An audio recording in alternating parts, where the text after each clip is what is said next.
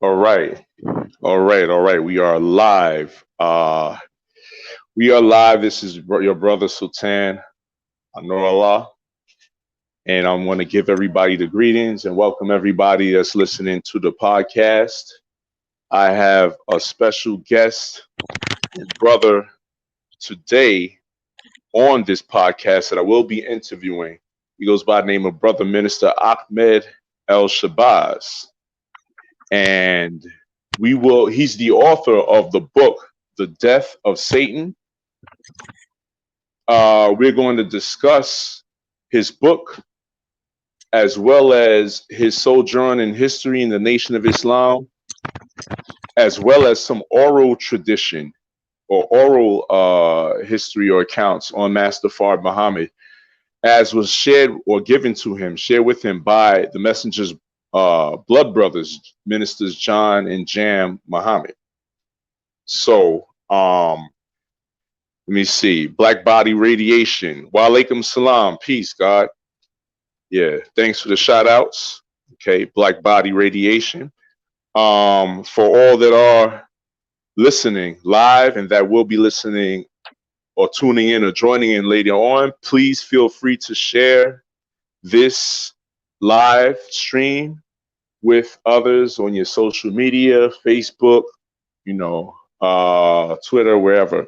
But I want to introduce finally the brother minister Ahmed El-Shabazz. I'm going to let him have the floor. He's a minister in the Nation of Islam, and I will pass it to him and let him take that part from here. Peace, brother Ahmed El-Shabazz. Assalamu alaikum. Wa alaikum salam. And assalamu alaikum to the listening audience. My name is Brother Minister Ahmed El-Shabazz, and I have been a minister to the Nation of Islam for about a quarter century. Took the minister's class with the Brother Minister Jam Muhammad in Detroit, Michigan, and moved to Detroit for the sole purpose of going to Muhammad's Temple of Islam with that was under the leadership of the great Minister John Muhammad, who was known as the Supreme Minister, John Muhammad. And I went there to learn the history of the Nation of Islam from those who were there at its inception in the early stages. So that was my sole purpose of even moving to Detroit. But it was a great move, and I'm here today to share what I experienced during that time period and thereafter. I'm also the author of the book, The Death of Satan, which was published April in 2012, 2013. So I'm thankful, Brother Anur, for you allowing me to have some time with you and everybody else, brothers and sisters, today. And I appreciate you having me on your show. Yes, sir. Yes, sir. Indeed. And I appreciate you being on because when we converse, you usually have a lot of wisdom, a lot of history that I'll be like, dang, this is something that everybody needs to hear. This is something that really should be broadcast to the world. But unfortunately, it's just a private conversation. So I've been wanting to get you on for a while, actually, to share some of the wisdom that you had. Let me see. Okay, you got Hanif 7G. Has Hanif Rashid Ray inside the house. So giving the greeting, salam Allah. Allah salam to Hanif Rashid Ray. Yes, sir. Appreciate you for joining on to the podcast. All right. Wow. Okay. Where to even begin? Okay. Well, now, go ahead, brother. Go ahead. Oh no. You know what? This is this is a conversation between you and I that the public is just going to be listening in because we always have eavesdropper. Okay. Well, because to start out, my sojourn, I've always, by me living in the Chicago area, growing up in the Chicago area, Chicago in the late '60s through the '70s. I heard the Honorable Elijah Muhammad on the radio all the while I was growing up. You know, Right. growing up in Chicago on the West Side. But by the time I was 15 years old, I was already convinced he was the last messenger of Allah. I saw the work that gentleman did. I saw us be God. Right. I saw it firsthand. You know, um, I hardly ever, as a child growing up in Chicago, hardly ever did I go. We have to go downtown or any place. That part of Chicago, that 10-block area or more that the Honorable Elijah Muhammad controlled in Chicago, had everything that we all needed. We didn't, we shopped amongst ourselves. I saw what Islam did for us as a people. So I had already became a Muslim before I even joined the Nation of Islam. But Mm. I joined the Nation of Islam officially in 1980. Okay. And it was when Louis Farrakhan had just began his his his I would say his mission there at the Final Call building. It was done in the Final Call building there.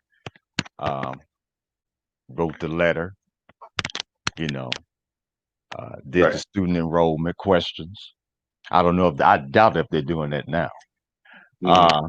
And but when he began to teach that the Honorable Elijah Muhammad was still alive, it was time to go. One Sunday,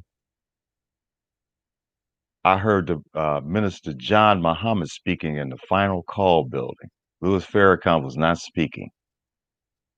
And for a good minute there, I thought that was Honorable Elijah Muhammad speaking. Mm. And I said, John Muhammad, Messenger's brother. Huh. So me being the person I am, I found out the gentleman's address and I began corresponding with Minister John Muhammad. And after a while, between the years of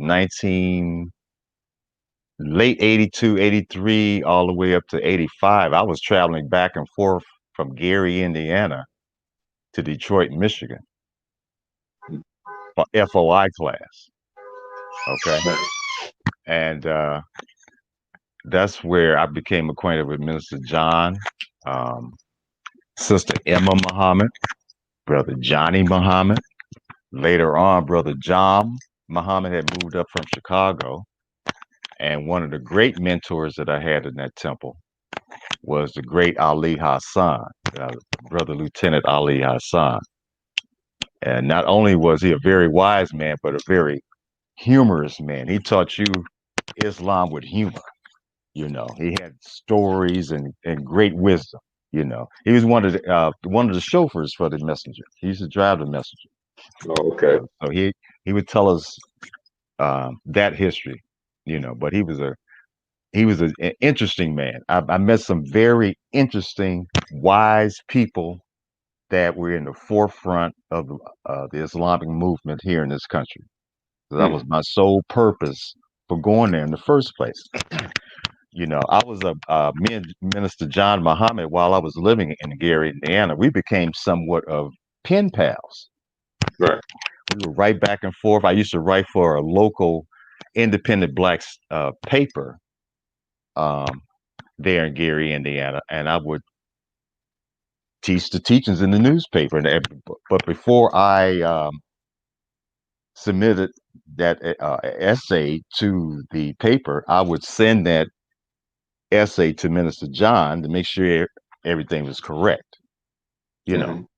And he would say, "Yes, that's right on point." I would send it to the paper, and then I would mail him a copy. That's how we got to be pen pals, and Okay. That's why I would drive every weekend from Gary, Indiana, to Detroit, Michigan for FOI class, and I was not late. That means I would have to leave Gary around 6 in the morning. The FOI class began at 10. Right. and I was there early.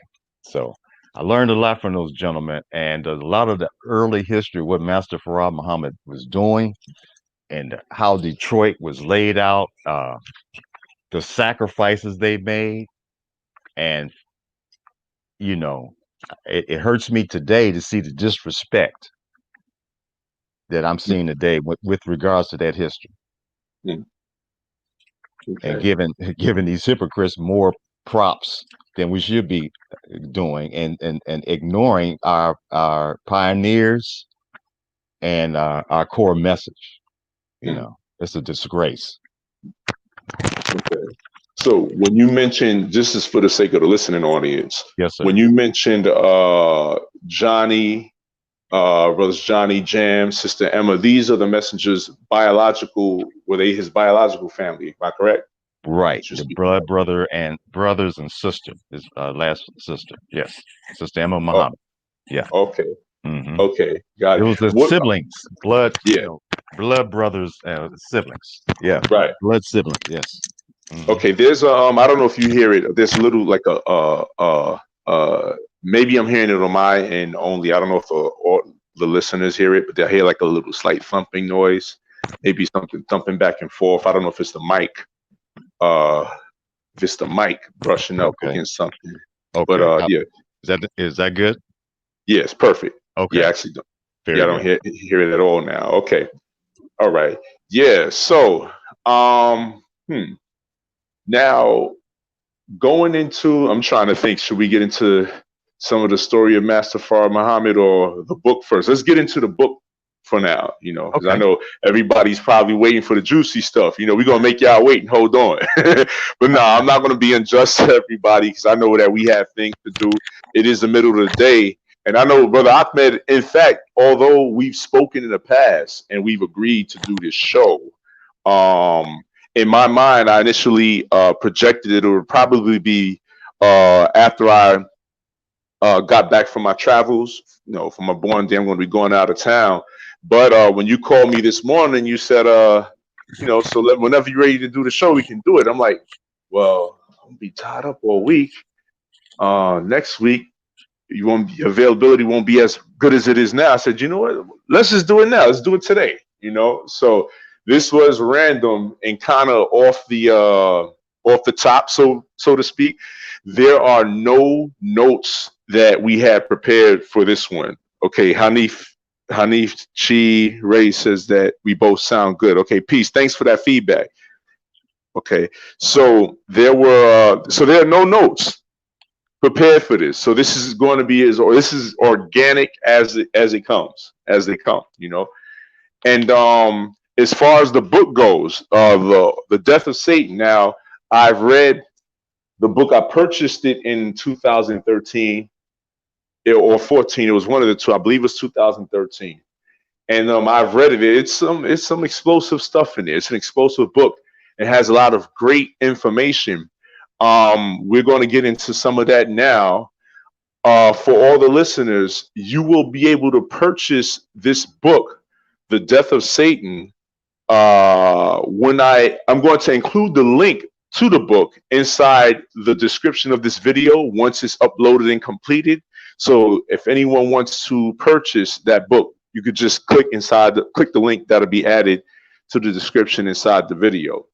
So but that being said, so Brother Ahmed, what actually inspired you to write this book? Well, first, what inspired the title and what inspired you to write the book? Okay. What inspired the title was the Devils had wrote a book around the time of that so-called 9/11 Right. called God Was Dead. Huh. So what I said, that's a lot of nerve. So somebody needs to write a book declaring Satan dead, because that's what's going to happen. Oh, And just say it word, say the death of Satan. So that's where that comes from, because there was a book came out that said God was dead. mm, I said, really, that's blasphemy. The only point, God can't die. So, but Satan can, and there's an end of Satan. It's written Right. that Satan, there's an end of Satan. So that's why I came out with the title. Mm. It's for shock value. Wow. See, that's new. That's new information to me. I Hmm. wasn't even aware of a book titled "God Has Died" that was released around the time of 9/11. I wasn't aware of that at all, nor was I aware that that was what inspired the title of your book. See, this is why I said this is an organic conversation. These are no notes prepared, but I just wanted to include that. Salam to Black Body Radiation. Thanks for the shout outs. Uh, yes, sir. All right. So, yeah, if you don't mind, pardon the No, interruption. I no, just no, wanted to no. get that in there. Yeah, that Yes, was the sir. main reason. I said, if the devil could say God died or God is dead, uh, a God can declare Satan dead because that's the truth. Right. And God has declared the death of Satan. The great Mahdi declared the death of Satan. He Right. just not like a flat out like that, Right. but the death of Satan. Well, see, that is shock value. Right. Let's Right. discuss the death of Satan. That's what the prophecy says. Yes, sir. That Satan's supposed to be thrown into the Right. bottomless pit, right? Yes, sir. Never to return again, right? Right. The messengers told us that after this time period, we won't have another Yakub. Right. Never again will we go through this. So that's the end of something. You know. Uh-huh. And if they said the white man's time was up and he was declared to be the Satan or the devil, and that time was up, and we were just given an extension so we can make up our minds, Hmm. but he still was going to die. Right. You know? Uh, if I may, I just want to interject Yeah. this real quick. If we Yes, go sir. to question and answer number 35 Mm-hmm. of lesson two, Lost Found Muslim lesson number two, Okay. understanding power, and it asks us, tell us the exact date of the expiration of the devil's civilization. The answers expired in 19 and 14. And see what makes this profound Mm-hmm. as what it's so profound actually that it's a simple answer 19 and 14. However, many the profoundness, the simplicity in how profound it is actually confuses many, it causes many to not understand. Like they perceive it to be okay after 1914, boom, it's all over. But it didn't exactly say that. The question asked, what is the expiration date of the Mm-hmm. devil's civilization? Now, if we Exactly. look in 1914, we see the fall of the Ottoman Empire. Mm-hmm. The Ottoman Empire was the last European Turkish Islamic stronghold or empire. And once that fell, it led to the War of the Antichrists, as they call it, World War One, the European War, Mm-hmm. and their civilization began to crumble, meaning that which kept them civilized began to crumble. So then, if we notice from 1914 all the way up until now, the devil's civilization has become more and more degenerate with each generation. Exactly. Right. That was Antichrist War number one. Yes, And sir. I've read books. A matter of fact, there's a book you can read for yourself called "The White Man's Dilemma," and Mhm. it was written in 1928. And in that book, "The White Man's Dilemma," he states that 1914 was the end of the white man's unity. Mm. He stated that himself, and he said the reason was because of World War One, when these different European countries gave their black and brown and yellow slaves permission to kill other white men. That was the end of their unity Mm. because those dark people saw that white people could die just like they can. Mm. That's written in this book. But see, that What's book was written by a white man for white people. what's the title of the book again? It's called The White Man's Dilemma. Got it. And who do you know? Do you remember? Do you recall the name of the Yeah. author? Yes, Nathaniel Pfeiffer. Okay. I believe it's 1928, somewhere in there. I can run to the bookshelf and find it, but Well, I it's mean, you know, but that's the title, The right. White Man's Dilemma. Okay. Yeah, everybody take, for the listening audience, get some pen and paper, pad, be willing and ready to take notes. Okay. So yeah, if you want to continue on, I just want to inject that in there if there's anything you wanted to Yes, continue that on was. with the history of the book. But Mhm. yeah, And so, I was as a minister in the Nation of Islam. I was always a journalist. See, I was made a pulpit minister, made an at large, field minister as they used to call it. But mm, see, with all the political intrigue in our nation, uh, when I became a minister back in 1992, under Minister John Muhammad, uh, I decided to teach Islam with pen and paper. right, Journalists. It's not that many of us out here as journalists, so someone has to do it. Or some of us has to do that. A minister's a dime a dozen in the pulpit, mm, right? They want yes, to sir, play church. Well, we need scholarship. We need investigation. We need people to attack hard issues, taboo issues. right, Okay, that's my job. Well, I made it my job. right, Because what we used to say, the field is wide open in Islam for wide awake black man and woman, right? We got to right, fill these slots. Okay, so what inspired me to write the book was because no one was addressing certain issues. The time period that we were living in after the passing of the Honorable Elijah Muhammad in 1975, up into the 21st century. right, And I wanted to write a book, almost like a little textbook right, that to try to get people caught up to speed, you know, right, um, on the political level, theological level, historical level. This is not a religious book per se. It's more of a history, social science. Got a little science. It has a little bit of everything in it, right, But that's what Islam is. We study everything. It's, so I deal with theology. I deal with the time that we're living in. This has been a very explosive time period for our people, and for a lot of the younger people need to get caught up to speed. So that's the other reason I wrote the book, for right, the younger people as well, coming behind us. right, Because you got to remember, for the past 20 years, you got a generation of people that only know their history from 9/11 onwards. right, They do not know what happened that got the world to that point. Okay. right, Uh, Politically, spiritually, and historically, you know. So, right, and I wasn't going to wait for somebody else to do it. I right, wanted to try do my best at it.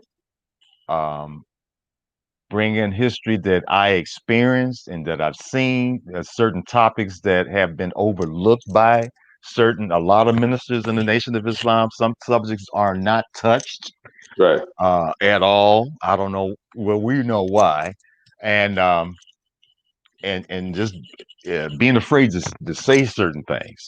But right, that's not the duty of a writer and a journalist is to be a voice for the voiceless and speak the truth no matter what.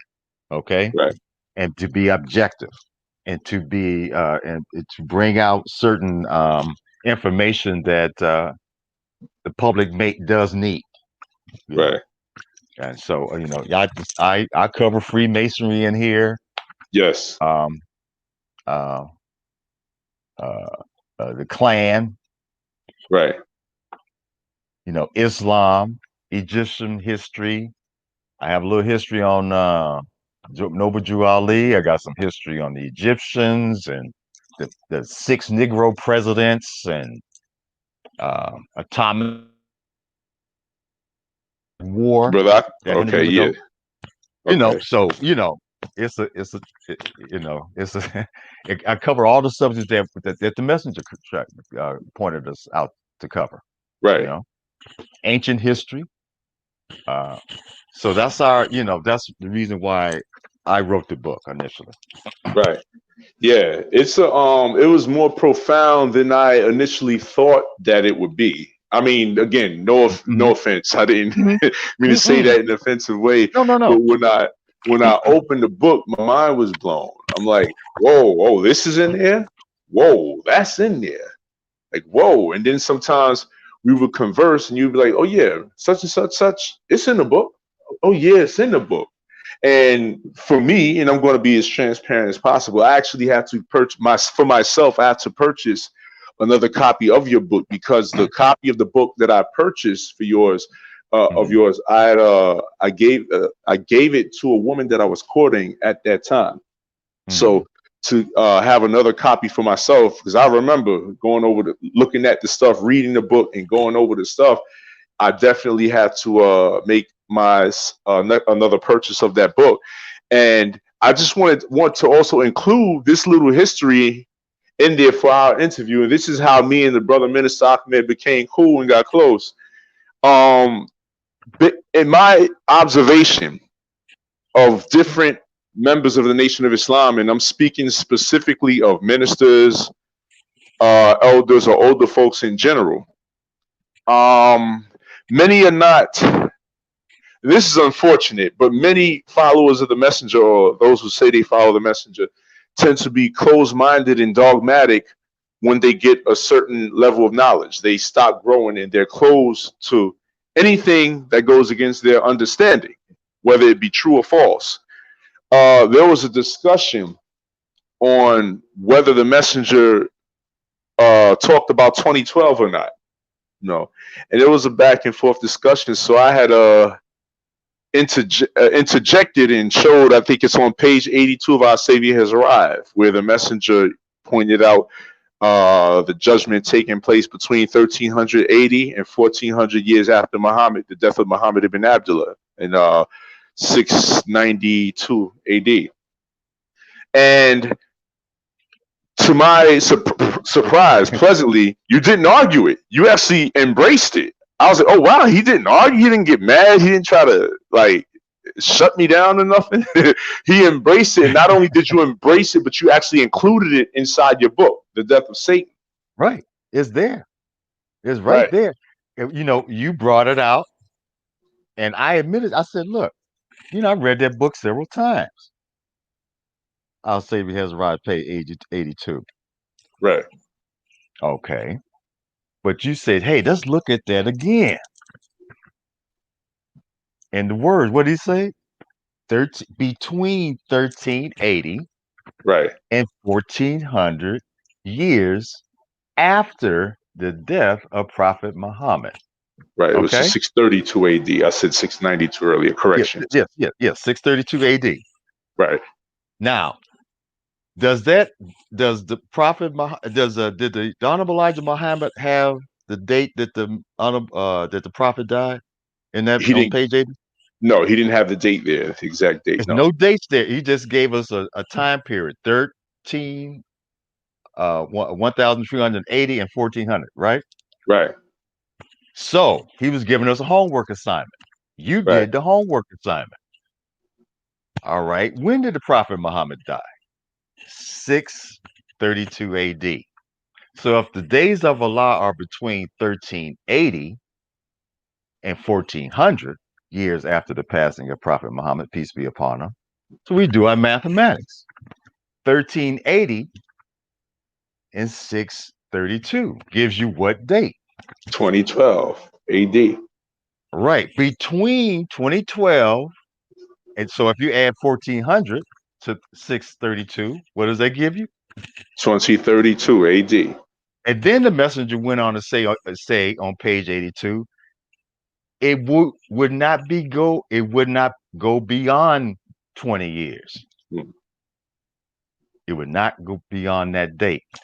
Also, we also know in the scripture that Allah might shorten the days. Right. For had he not shortened the days, not one soul would have been saved. Mm. So what year is this now? Being 2020 Oh, AD. wow. Check that out, folks. Even if it's just 12 years away, 12 years is nothing. So between even now and 2032, don't be shocked by what you see. And we've been seeing a lot just in these past 8 months, 9 months alone. It's been crazy. What happened after our New Year's Day this year? Oh man, right after, either right immediately after our New Year's Day. And when we say our, we're not speaking of the Gregorian New Year. We're speaking of the Asiatic New Year, which for us is the first day after the spring equinox.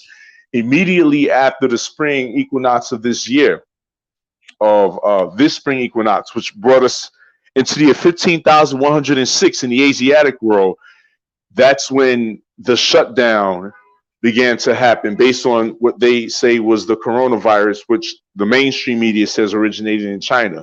And the shutdown, the social distancing, the masks. So basically, the riots, the protests, the devil's hotepping and pandering. I mean, basically kissing black people's rear for with the black vote, or to try to show them that they've changed. And we know what the messenger taught about, this time in history, in regards to integration. And we believe that integration is a trick, used by 400-year-old open enemies to deceive us to believing that they're all of a sudden our 400-year-old open enemies are all of a sudden our friends, and also to keep us from realizing that this is the time now, the time of the prophecy for the separation. I'm paraphrasing. I didn't quote it exactly as it is, but we see it happening to a T, and we're seeing a lot of fulfillment of the scriptures when we read the book of Exodus, Revelation. We're seeing the fulfillment or the coming into fruition of so many of those things. So we can bear witness now that we are living in those times. If you can't see it, I recommend some School for the Blind, but it's there. It's right in front of you. I mean, because what is it, 400 years, 1619, 2019, and then it said 400 years, not 401 years. Right. And Allah is always on time. Right. He's not on CP time. Right. For those who don't know what CP time is, it's so-called colored people time, which means you're late. Right. Yeah. Right on time, right after that spring equinox. Right. And I just want to add, because you mentioned 1619, right? There are some that will take, and this is where we discussed earlier, how some will get the messenger's teachings or get an aspect of his teachings, and it'll stunt them. They'll stop right there.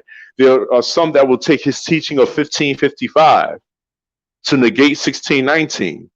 And what we have to understand here is that 1555, the year that the messenger gave us, was not the year that the slaves or the tribe of El-Shabazz began serving as slaves. According to the messenger's teachings, that was the year that they were brought over. The first members of the tribe of El-Shabazz were brought over, but they were not made into slaves. It took a 64-year process to be made into slaves. So they did not begin serving as slaves until they were first made into slaves, which according to that teaching, that 64 years would be 1619. So between 1555 and 1619, you wasn't dealing with a slave. He was made a slave in 1619, and that's when he began serving as a slave. Exactly. Completely devoid of knowledge of self for 400 years. Right. Making a slave was a process. They would take a child from the black woman, especially if it's exceptional, which many of them were. Then they'd take that black child and raise it in the house with the white woman. Right. So that's all he's going to know, And so later on, they start breeding with that. So you had that mulatto class, a demon class in there too, a black looking black as not black class in the house. Okay. And so there's a breeding process that took place, and that did take 64 years. They had to make Right. so-called house slaves and field slaves. Right. This was they did it scientifically Right. and brutally. Now, once they made us slaves, that's when we, like you say, began serving them. Okay, As slaves. Right. God don't serve demons and devils. They had Right. to make us into something other than what we were. Right. Okay, and we didn't just lay down to become slaves. They fought. You have to do a lot of research on that history. Hmm. There was a great war that took place between the Muslims and the whites in 1591. And a lot of us that were enslaved over here were prisoners, actually prisoners of war. We Right. are descendants of prisoners of war Right. that were enslaved. Right. See, and so uh, we have to look at these terms and use the correct terms when we're talking to our people. Right. So we won't make them feel bad. Forget that we're prisoners of war. We're Right. survivors. Right. Okay, all right, we're survivors. That's why Allah came here in the first place, to make Right. sure we are what, successful and see the Right. hereafter. Right. You know, You this is said our some. reward. This is our reward. Yes, Okay, sir. all right. This is our time. This is our reward. Yes, We sir. ain't got to atone for anything or none of that. Atone Right. for what? This is our reward. They owe Right. us. Right. So they're gonna give it to us one way or the other. Right. Right? Allah will make them give us what we want and need and deserve. Right. Okay, so don't be surprised what happens between the next 12 years or Right. less. You know, we still got a wormwood to deal with. Uh, everything. Right. What all the Honorable Elijah Muhammad taught, we're gonna have to deal with. Right. It's as Right. simple as that. How about that? Yes, sir. And your Fall of America. What's in those last chapters of the Fall of America? Mother's plane. The worst is Mhm. yet to come. And there has been an increase of that, hasn't it? Yes, Even sir. the Pentagon had to come out and start showing film because they can't hide it anymore. Hmm. So, and this has nothing to do with no spookisms that some of these ministers been teaching about dead men flying around on ships. No, we're talking actual facts, not religious belief today. Right. Science.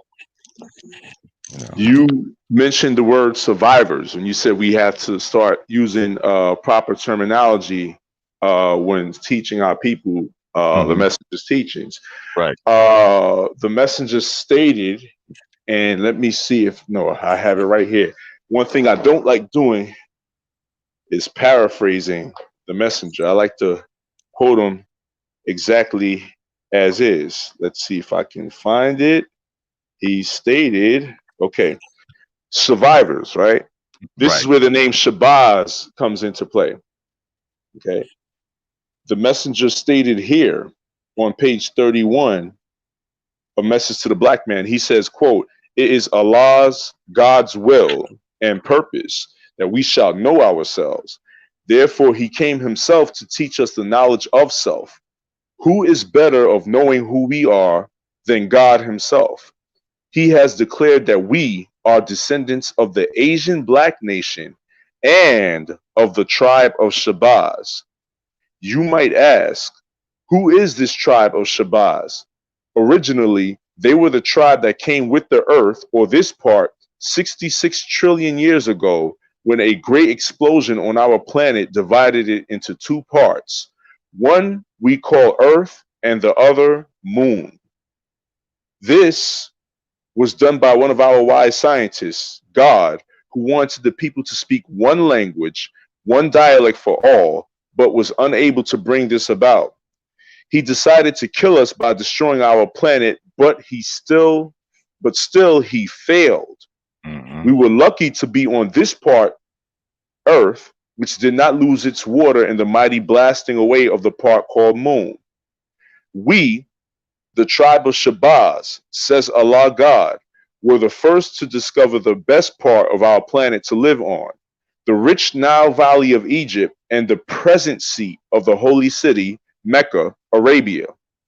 The origin of our kinky hair, says Allah, came from one of our dissatisfied scientists 50,000 years ago, who wanted to make all of us tough and hard in order to endure the life of the jungles of East Asia, Africa, and to overcome the beasts there. But he failed to get the others to agree with him. He took his family and moved into the jungle to prove to us that we could live there and conquer the wild beasts, and we have. So being the first and the smartest scientists on the deportation of our moon, and the one who suffered most of all, Allah God has decided to place us on the top with a thorough knowledge of self and his guidance. So you said survivors. Mm-hmm.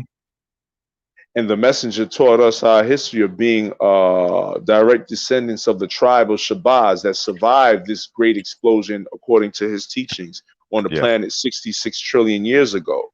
Mm-hmm. So, yeah, I just wanted to include that in there, as I know your name, Shabazz, you know, it's just, I just wanted to throw that in there. So definitely we are survivors. He said that we were the strongest and the wisest of the people on the planet. Right. And look at what we survived a moon blast. We survived brother going into, he proved his theory was correct, Shabazz. Right. Dr. Shabazz there. And we survived 400 years of Satan. Right? Right. Right. Right. Okay. So that's proof we got. And we're having this conversation now, which means after all of that, and we still can speak the way that we speak. Right. And know what we know and live how we live, which that without right fear. there, right, without fear. That is proof that Shabazz is indestructible. Exactly. And all praises due to Allah, the great Mahdi, Master Farad Muhammad, and the Honorable Elijah Muhammad, for their power and giving us power. All right. Right. The God today wants us to share in his power, right? What did he say? He wanted us to have his mind. Right. He did not want us to have the mind of the prophets because they were servants. Right.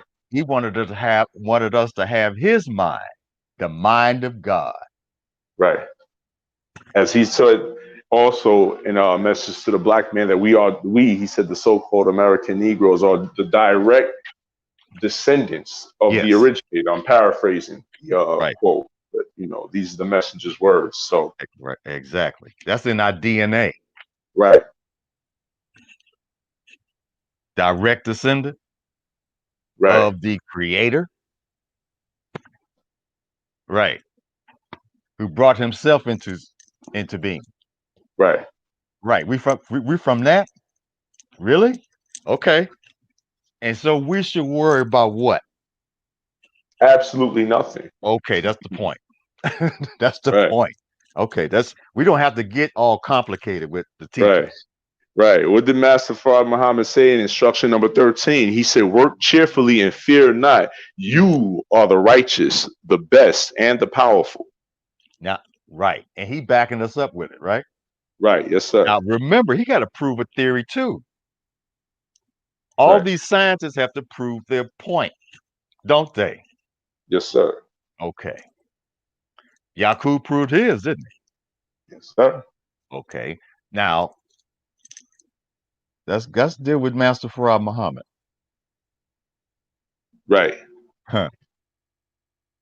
The Honorable Elijah Muhammad on page 12 of Supreme Wisdom, Volume 2, 1957. Quote, the great Mahdi is the most wise and powerful being on earth, God in person, end quote. All right. He has to prove that, doesn't he? Yes, sir. Mm-hmm. And we know Allah's word is bond, correct? Yes, sir. Right.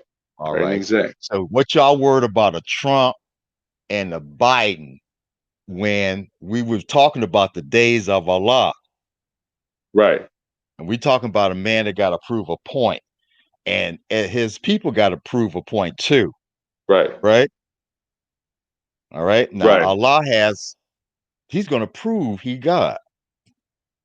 For all these doubters out here, all these people that's been making mockery of his teachings and his last messenger and the people that follow him. He gonna prove it by taking this country down. And you're gonna be shocked how he does it. Because see, if you know the lessons and if you really believe that the messenger was just that, the last messenger of Allah, you would understand what's coming to this place. Right. Quarantine ain't nothing yet.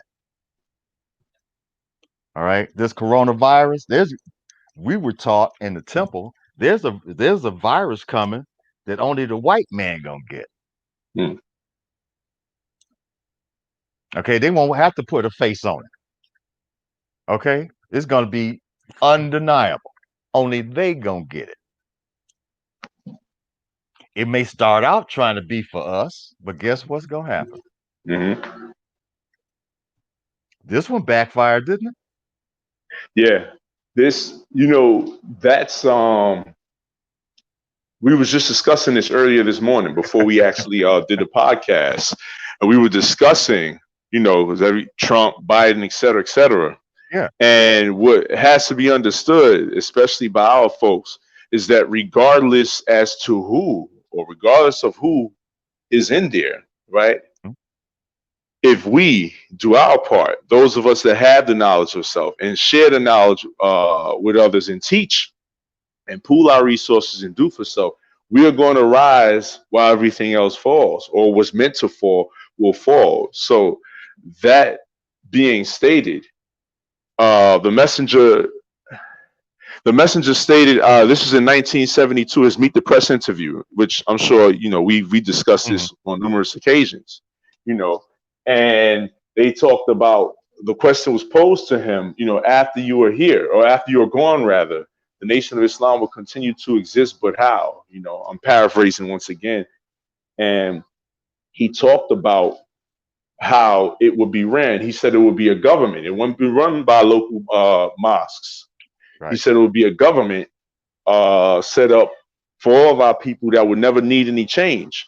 And they asked, would he have a successor that would be the head of this? And he said, no, there won't be any successor. He said, I don't see one coming up. He said, I didn't choose myself. Allah chose me. If he wants one, he'll pick one. But then he said, the new Islam, which is this government that he spoke about, he said would be led and established by Black Muslims, plural, only. Right. So this is a plural sense. The thing is, since the messenger's passing in 1975, many of us have been looking for an individual to rise up and do it all. And I'm saying this with no malice towards anyone who sees or is looking for an individual besides themselves to do it all, or to build this government or society, etc. But he said Muslims, plural. The new Islam would be led and established by Black Muslims only. So that being said, if we go into Our Savior's Arrive, there's a chapter titled The Days of Allah. And we just spoke about the days of Allah, 2012, 2032. And if we go to that chapter, let me see. I have the book right here. The Light of Allah, Days of Allah. If you you might be able to assist me. Let me see. There's a chapter. Let me see. Let me go get that. let me step away to my bookshelf. Let Okay. me get that book. I You say, I have it uh, right here. we got it? Yeah, I have it right here. Okay. Actually, yeah, it's actually on page 77. That's that God number. Okay. Mm-hmm. Says, we is the messenger, quote, chapter 15. We is a chapter titled The Days of Allah. We are living in the days of Allah, God. This means that Allah, God, is present. He's present. And Right. he is laying a foundation for a new government, a government of peace and right and security for the righteous, a government that will not be left to the scholars and scientists of this wicked world, lest the scholars and scientists of this world try and build the same thing that they have already built, for they do not have the knowledge to build anything different. End quote. Mm-hmm. So he's talking about laying the foundation for a government in these days. In Yeah, these days. there's been quite a Mm-hmm. few of us that have been making some moves and doing some things. Of course, it's not broadcast. It's not going to be meant to be broadcast on a mountain. But Mm-hmm. pooling our resources and doing for self, we are to do that regardless as to who is in the White House. Right. You know, 'cause we're gonna build our own house. Or and we may have to do it here and abroad, or just Right, hey, be be ready to build your heaven wherever you plant your feet. right, right. Okay, heaven and hell is what people make for themselves, right? Yes, sir. Absolutely. And everything that the Honorable Elijah Muhammad taught is going to happen. Right, See, you got to be prepared and be qualified, and also to try to make it happen, and be willing to work with those when it happens. All right, right, don't be shocked. All right, don't be shocked at nothing. You knew it was coming. right, You know it was right, coming. Like I said, everything, and I do mean everything, the Honorable Elijah Muhammad taught and wrote and spoke is either has happened, happening, or will happen. right. And many of us are going to be alive to see it all. Mm-hmm. It said it might happen in the what? Twinkling of an eye. Right, Very fast, very quick. And time is moving very quick, right? right. Yes, it definitely is. You know, It most which certainly is. that's one of the 10 signs of the end. Right, How time will be right, speeding up. right. That's right. Yeah. There's another thing that I wanted to speak on before we Mhm. get into this. Get into Master Fard Muhammad and some of the oral history has been shared with you from the messengers, brothers John and Jam. Yes, sir. Um, let's see, where was it? There's a certain quote. Well, you know what? I don't have to necessarily look for the exact quote, Mhm. but he says that in the days of Allah or in this society or government of the righteous, that we'll have to. He said that we'll have to have a name of God, a new name, our original names. We can't even go into this with the name of carrying the name of devils and former slave masters or slave names. So I wanted to ask you, Mhm. you know, if you don't mind sharing, you know, the benefits of wearing and accepting your original name, Shabazz, Well, the benefits of it that is, you've first of all, experienced. Yes, sir. my experience, Yes, sir. respect wherever I go. Respect wherever I go. You'd be surprised how many uh been down here a quarter century or more. A little Mhm. bit, about a quarter century. And it was culture shock, seriously, Right. when I first moved down here. But surprisingly, I was very shocked and surprised when I first moved here to the southern region of the United States, how many Caucasians were familiar with the name Ahmed and Muhammad and or El-Shabazz. And a Hmm. lot of them will ask me off the top, "Are you a Moor? Hmm. Are you a Muslim?" And I'll say, "Yes, I am." Oh, okay. You know, nothing to it. You don't have to be Right. afraid to be yourself. Right. Okay. Master Farad Muhammad made sure we didn't have to deal with any of that. Mm-hmm. You stand up for yourself. Did he tell us to get our own name and stop going Absolutely. in the name of devils? Absolutely. Okay? Follow orders. Try it. Ain't nobody gonna hurt you. I changed my name legally about 33 years ago. Mm. I haven't had a problem getting a job anywhere I go. I haven't had any issues buying a home. Okay? Right. Right.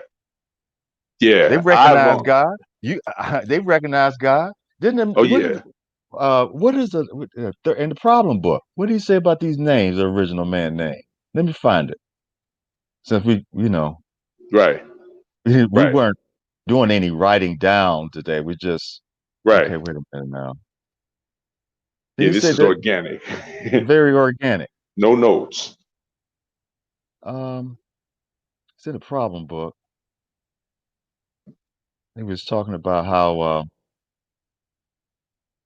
y- the original man's name is recognized by the average cavy. Hmm. Okay.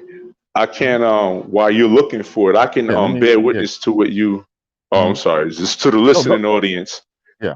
While the brother Ahmed is looking for his source, I can bear witness to that because I also legally and lawfully accepted the name of Allah. This was in the year 2012. It's interesting, 2012. Hmm. And prior to that, I would encounter people who would, oh well, what about how are you going to be treated? Are you going to get a job if you go to certain places with a name like that? Da, da, da. I'm like, I didn't have any fear. There was no fear, and I bear witness that since accepting my name, I didn't. My name wasn't given to me by anybody, by any minister or anything like that. Which I'm not knocking those who have. I'm just speaking from my own perspective. It wasn't given to me by anyone. I decided what my attribute was, the attribute that I manifested best, which is light, you know. And plus my born name, which my family used to call me, I'm not going to say what it is, but it corresponds with the meaning light. So I accepted the name Anur and Allah. And when I did, what I needed to do, and I changed or changed it from the slave name to my real and righteous name, legal and lawful name, the benefits that I've received since then. I mean, the respect, even from U.S. soldiers. I remember one time, one of my sisters was getting married. She's getting married on a U.S. Military base. Her husband is U.S. military. So family cracking jokes. Oh man, you're gonna show ID at a U.S. military base to them soldiers. Your name is Bin Laden, Allah, Osama, blah blah blah. So they cracking their jokes and everything. I was like, oh, I Hmm. ain't worried about it. I showed them my ID, and they saluted me, and we went in. They saluted like soldiers. I mean, everywhere that I go, the devil himself respects the name, Mr. Allah. He shows the utmost respect and honor. So I mean, it's been nothing but benefits and blessings since I've been going in the name of Allah. So in the name of Allah. So I want those that are listening. Some of us have had knowledge of self or knowledge for so long, and you still Smith or Culpepper, like the messenger said, or Bear or Fish or Bird or Johnson or what have you. Um, don't be afraid. Embrace who you are. Embrace your name. You have to accept your own and be yourself. Those are the 6 or 7 wise words from the wise man, Master Fard Muhammad. When you do it, watch what happens. But you got to accept your own and be yourself. You don't want to just accept the name and still being a nigga. You know what I'm saying? You got to Exactly. accept your own and be yourself, literally. Hanif Ashire, indeed, word life, peace to the God. Because and I'm having trouble finding this because I'm trying to hurry up and find it. But it's in the problem book and about the name. The average cavy would recognize the name of an original man. Right, Okay, and right, average cavy ain't that smart. He's smart enough to right, recognize God, though, isn't he? He's right, going to recognize absolutely. his enemy. Okay, Right, so don't be ashamed of yourself or your God. right, ever. You know, the messenger Right. warned us about being ashamed of ourselves and being ashamed of our God. Right. All He right, did. he warned you. Don't be ashamed, because the white man ain't ashamed of himself, Right. and his evil God. He acts it out on a daily basis and in front of the whole world. So Right. you could be righteous in front of the whole world. Ain't nobody gonna bother you today. Right. You know, I'm down here in the South. Like I said, uh, no problems. I've gone on military base with my brother-in-law. I drove Right. up, because he's a veteran. I drive him over to the base, show the guard my ID. Nothing was done. Right. You Right. know why? You got Muslims in the military. They're not supposed to be there, but Right. they're there. Okay, Right. so well, listen, when you have a country like the United States with a image of the Prophet Muhammad on the side of the Supreme Court building in Mm. Washington, D.C., that was installed in 1935 by a Shriner president, Franklin D. Roosevelt, don't let them fool you about them being ignorant concerning Islam. They know what Islam is, and they know what Islam is not. They're trying to scare you into not being yourself. Mm. The prophet, I say it again, the image of the Prophet Muhammad holding the Quran and the sword is on I think, the north side of the Supreme Court building in Washington, D.C. It was Mm. installed in 1935 under Franklin D. Roosevelt. Now, why should you be afraid of being a Muslim? I mean, seriously, you Yes, know? sir. You see, a lot of Caucasians don't even know that. A lot of black folks don't know that. And it's right there in plain sight. Everything this man does is right there in plain sight. Right. They say they're Christian. Where's a statue of Jesus in the United States? Mm. A national statue of Jesus. And with a big cross. Where? Where is it? But they got a obelisk standing in the middle of Washington, don't they? Egyptian Right. obelisk, a Right. Kemetic obelisk, a Tekken. Right. Really? Okay. Yeah. I think didn't you touch on that inside the death of Satan? If I'm not Yeah. mistaken, I believe you touched on that inside your book. Yeah. On page 95 and 96. Well, on page 95 is the beginning of a chapter called Masonic America versus Islam. Mm. Another example of Anglo hypocrisy. And on page 96, I have an image of the Prophet Muhammad on the side of the Supreme Court building in Washington, D.C. Mm. He's one of the great lawgivers. See, all of the great lawgivers is on that building. Jesus ain't on Right. Right. Okay. We have a question from Black Body Radiation. Let's see. there. Black Body Radiation asks, my question, why do most NOI personnel know about the 99 actual facts by Master Fard Muhammad? Okay, so corrections there. Let me read the corrections. Why do, not know about the 99 actual facts? That's a good question, Ahmed, Brother Ahmed Shabazz. You had asked, why do most NOI personnel not know about the 99 actual facts by Master Fard Muhammad? Mhm. I'm going to insert my take on that, and then I would like for you to add on as well. Mhm. When I first became affiliated, well, actually, how I first got into knowledge of self was actually through the Five Percenters. You know, it was my uncle. You know, his enlightener was Champ Akbar. This is in Brownsville. Anybody know the history of Brooklyn, etc. And the student enrollment was what he brought home one day. I was a little boy. I'm going to say I was about 8 years old, and I was doing my homework at the kitchen table. I'm going to make a long story short. And when I read it, who is the original man? The original man is the Asiatic black man, the maker, the owner, the cream of the planet Earth, father of civilization, God of the universe. Who is the colored man? The colored man is the Caucasian, white man, Yaku's graphic devil, skunk of the planet Earth. This is what it said. In 1988, I memorized that those two questions and answers right then off the top. I was 8 years old. I Mhm. never forgot them. Mhm. Right. Mhm. Um, later on, when I would come across other 5%ers and different Nation of Islam members from different branches or different sects of the Nation of Islam, they generally had the same information. The student enrollment, the 20 actual facts, lessons 1, lessons 2, English lesson number C1, etc.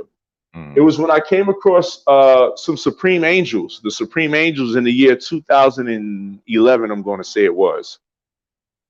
Shout out to Khalil Allah, Minister Ali, Shan Sadim, Malik Allah, Nadir Allah, Rashid, Farik Allah, everybody, what I'm saying, all the Supreme Angels. That's when I came across the 99 actual facts. And that was my first time coming across them. So there was a brother that I used to be in communication with, whom I haven't spoken to in a while. The brother was originally from Chicago. And when I shared when he saw the 99 actual facts, this brother that I respect him to a high degree, he takes nothing on face value. He literally questions everything. He don't care where the source come from. He challenges it, tries to prove it false. This brother went and he said he went to the members from Allah's Temple of Islam. Now, we have to understand that when Master Fard Muhammad first came, he was known as, W.D. Fard, Prophet W.D. Fard. What he established was the Allah's Temple of Islam. And this was in Detroit, and these brothers wore fezzes, red fezzes, which were very similar to the Moors. They wore red or maroon fezzes. They are still in now. These people, they didn't follow Elijah Muhammad. They didn't follow the messenger. They just kept, preserved whatever they had and stuck with their culture. They're quite secretive or to themselves. But the brother, the God rather, he went and he got in contact with these members from the Allah's Temple of Islam. And the brother told me, he asked them, did W.D. Fard bring 99 actual facts? And he said that the brothers from Allah's Temple of Islam, they bore witness. They said, yeah, they verified that that's what he brought. Now, how it went from 99 to 20, I don't know. They have the facts on that. I am aware that the messenger was arrested in the early 1940s for allegedly evading the draft, which he wasn't doing. But they arrested him just to keep him off the streets teaching Islam while the United States was propagating a war or going to war with Japan. I don't, from there, the FBI, the devils, they confiscated a lot of his literature. I'm not sure if it was just 20 memorized or I don't know how it was, but the 99 actual facts were confirmed to me by this brother who went by the name Knowledge Born. Was it Knowledge Born? Supreme Allah? Bro, I haven't seen Jamal Shabazz, but that was many years ago. But you can add on to that, Brother Ahmed, if you want. So I'm aware that you're very familiar with Minister John and Jan Muhammad, the messenger's biological brothers. They taught those lessons. They taught the lessons. Okay. Right. They just didn't say 99 actual facts. They were teaching about what you find in the 99 actual facts. Excuse me. They were teaching from the roster. Right. Okay. And what happened was the reason why a lot of people are not familiar with all of the lessons is because what was the job of the second uncle in the problem book? He was a robber of the third uncle's atmosphere. All right. A lot of the lessons were blocked, hoarded, and not shared. Okay. A lot of people left the Nation of Islam when Wallace took over and kept the lessons, but didn't believe in nothing and wouldn't share anything. Okay. And some of these ministers weren't teaching the lessons from the roster like they should. Right. Or sharing the problems and the lessons like they should. I mean, treating it like as a secret. I'm getting that? Right. Like the mother boys. Like, what did the messenger say about those who hide the truth? Oh yeah, yeah. He talked about Huh? the dangers of hiding the truth. Hiding the truth. There's a danger in that. Okay. And the main person that hide the truth is the devil, right? Hmm. Or people that work for the devil, Right. all right? Or people that's afraid of the devil. See, Hmm. those are the people that hide the truth from people, or hoarders. So that see, a lot of ministers was keeping a lot of information back from people, so that they Right. could be the big man. Right. I can add this on. Hmm. There's a lecture from that I heard from Minister Farrakhan, titled "The Divine Destruction of America. Can She Avert It?" Hmm. And the title, or actually, the lecture was dated 1996, if I'm not mistaken. My memory serves correctly. Yeah. And inside this lecture, he begins to go into the mother plane and its science and its purpose. Hmm. And he stated in that lecture, he said, "I have some old notes from the Honorable Elijah Muhammad," and he began to quote, what the mother plane lesson. Hmm. Now, I don't know if the mother plane lesson was ever put out in lesson form or lesson format per Hmm. se, Hmm. officially as a lesson, Hmm. but he quoted it word for word verbatim. And the mother plane lesson, of course, I haven't seen any other Nation of Islam members with it. I've seen Nation of Islam members and ministers teach on the mother plane from the messenger and from different sources of the messenger. But to quote it as that or in lesson form, I've only Hmm. seen Louis Farrakhan do that in the Divine Destruction of America Hmm. inside that lecture title.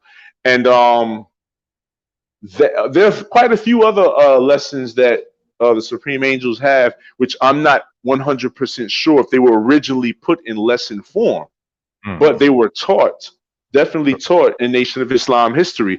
And Right. as far as the 99 actual facts, this can also be verified if you look inside the problem book.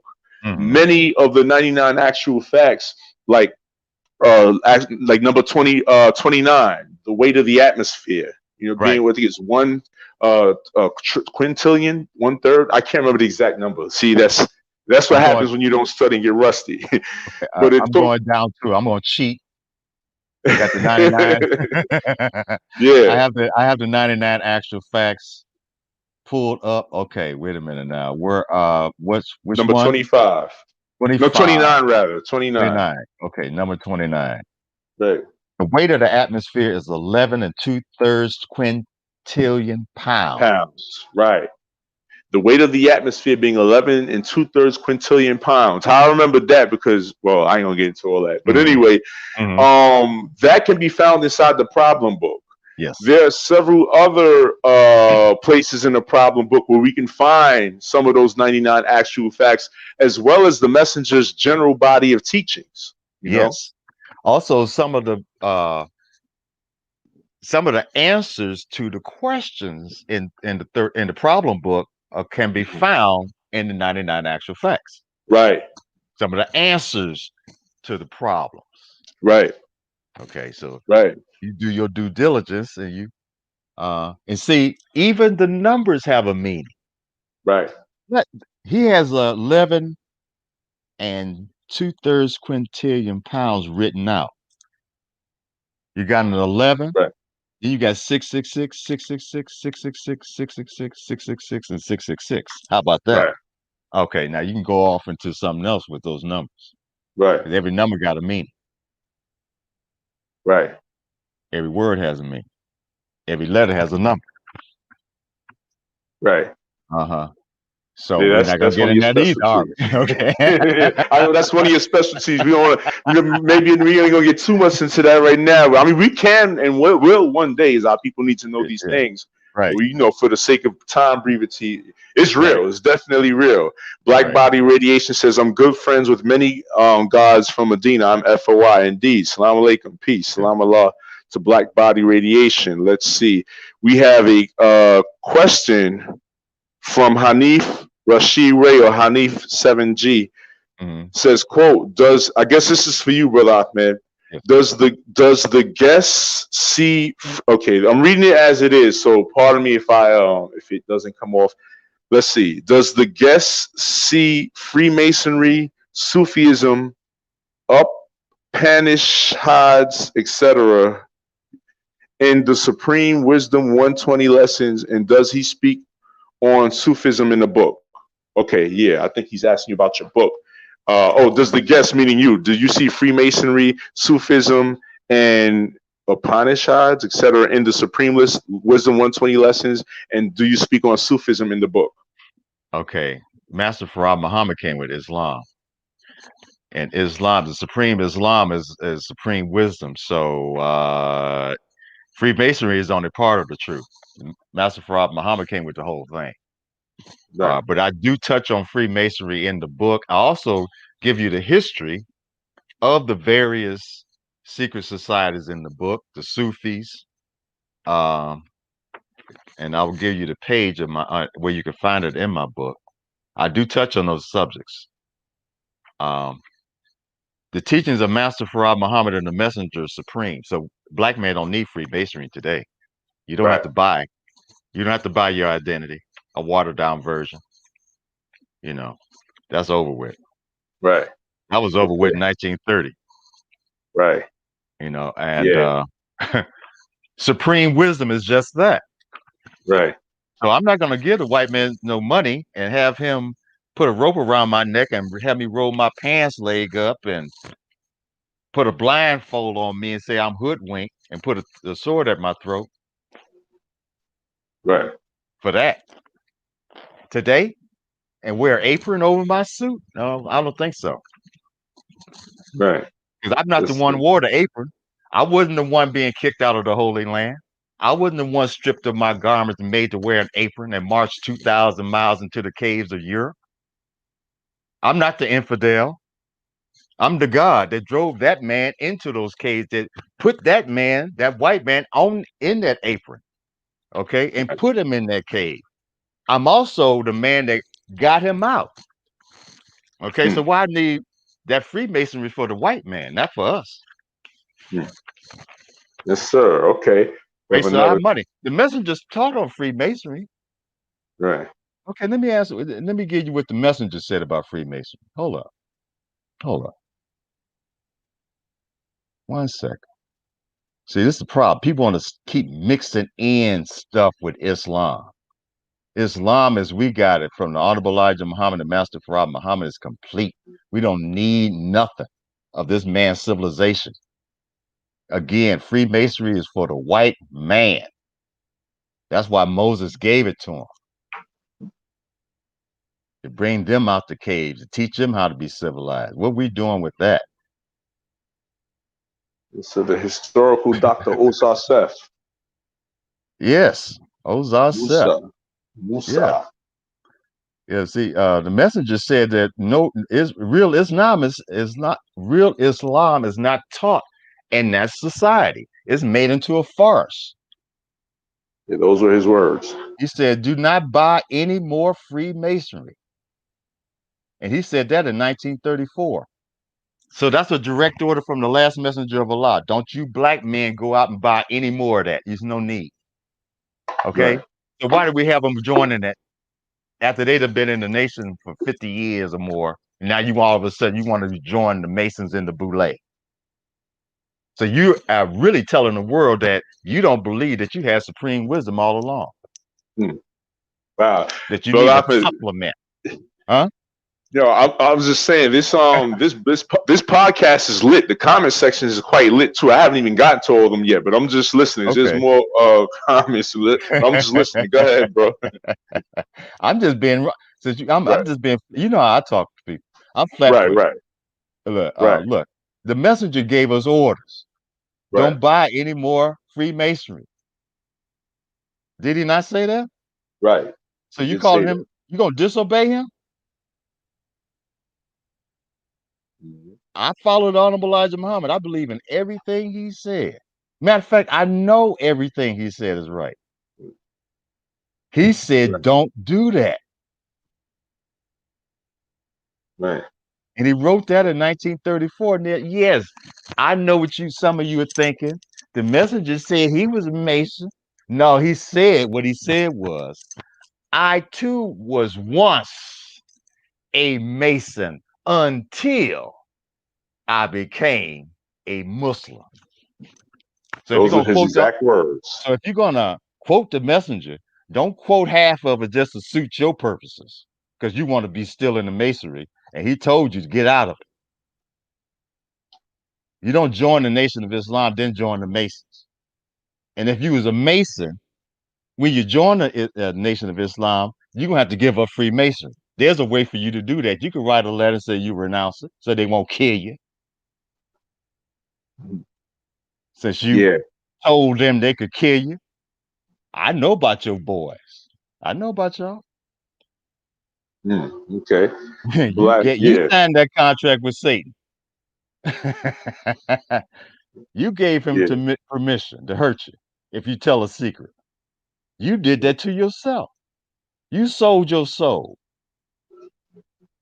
Did you but Yeah. know? Holy Quran, second chapter and 102nd verse of the Holy Quran condemns Freemasonry. Yes, it does. Second chapter, 102. Holy Quran condemns Freemasonry. That's Surah Baraka or the cow. Or Right. I hope I said it right. The cow, the calf, the heifer. That's The right. calf. That's interesting. The Uh-huh. calf. But that's Aaron's sign. But we ain't gonna get into all that right now, No, I ain't gonna make too many people mad today. Yeah. Yeah. Okay. So hopefully Hanif Rashid Ray, that answered your question where your question, does the guest see Freemasonry, Sufism, up up Upanishads, etc., in the Supreme Wisdom 120 lessons, and does he speak on Sufism in the book? I hope that answered your question. Yeah. I'm going to move on to the next question or the next Mhm. comment from Black Body Radiation. He says, some brothers believe the 99 actual facts are plus degrees. Indeed, I understand why they believe that, Mhm. because they haven't been able to confirm it. They haven't done the research for themselves, And I would tell you, even the confirmation that I received, don't you getting it from me, that's third-hand information because I got it from another brother. You know what I'm saying? Mhm. I Mhm. confirmed it for myself just from studying the messenger's teachings, the problem book, other lessons, other things that he quoted and taught, and just research. Like, for example, where it talks about Austin Gaddon, the mountain, the second highest mountain in the world. Yeah. It's actually, and conventionally, it's pronounced Austin Gadsden, Gadsen. Mhm. And it has the exact same measurements that Master Fard Muhammad gives. So, you want to research when you look at those 99 actual facts. You don't want to just take it and memorize it, quote it, memorize it. Research each one. Research to the best of your ability. Research secular information, secular science. Research the messenger's teachings, the lessons, and just research history in general. And you can verify these things for yourself. Mhm. Go to the next comment. Black Body Radiation. He said, I got all the lessons from the Supreme Angels. Indeed, I'm wondering who this is, if it's somebody I might have built with before. But Mhm. Black Body Radiation. I got all the lessons from the Supreme Angels. Let's see. Oh, wow. There's a whole bunch of. Okay. Ira Sean, Rodney Gardner. Let's see. He says, Salam Allahs. Indeed, Allah Salam, God. How you doing down there? Yeah, I'm going to be down where you at real soon. So we definitely going to we're going to chop it up. You know what I'm saying? We're going to break bread. Definitely. Peace. Thanks for listening and joining in too. And feel free to ask any questions that you want to ask for the guests or whatever. We're going to get into some oral history on Master or tradition Yes, on sir. Master Fard Muhammad's history. After I go through these comments, Black Body Mhm. Radiation, Salam Allah. Allah Salam, G. It's good building with you. Stay on if you can, though, because we got like about a half hour more before we close this and go on about our days. Hanif Rashid Ray says, actual facts. Thanks. I guess he thanks you for your response to his question, Yes, sir. Brother Ahmed All praises to Allah. Shabazz. You're welcome.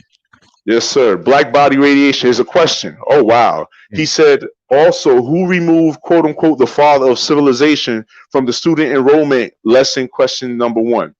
Good question. Well, I've heard people say the messenger did it.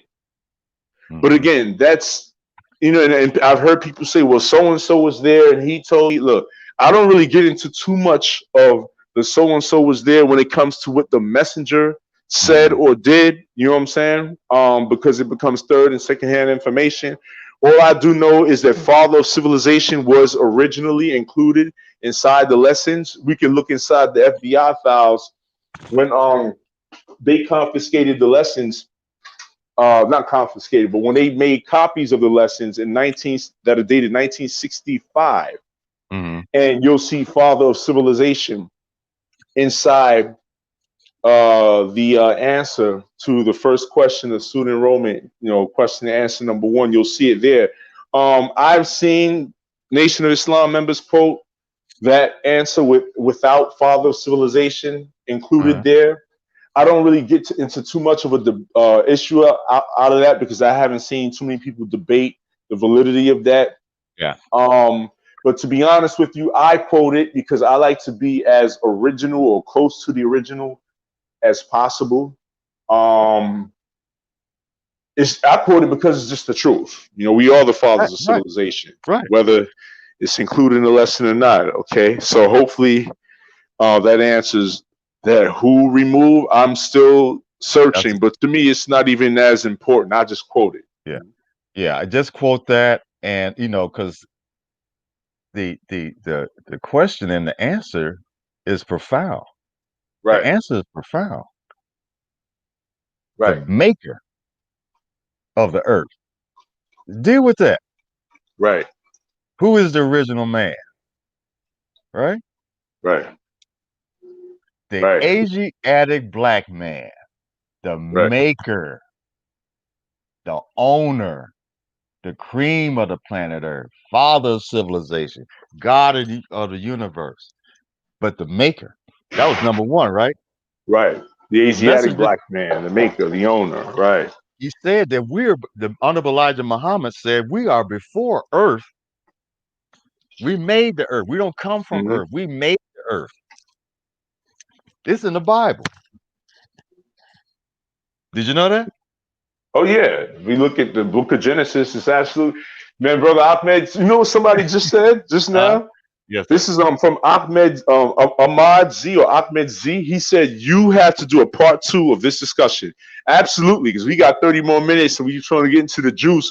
That what brother Ahmed just said about us being the makers and us being before the planet Earth. I actually have some literature, some information that I've been collecting, science I've been researching. That we are older than the planet Earth. We're older than the sun.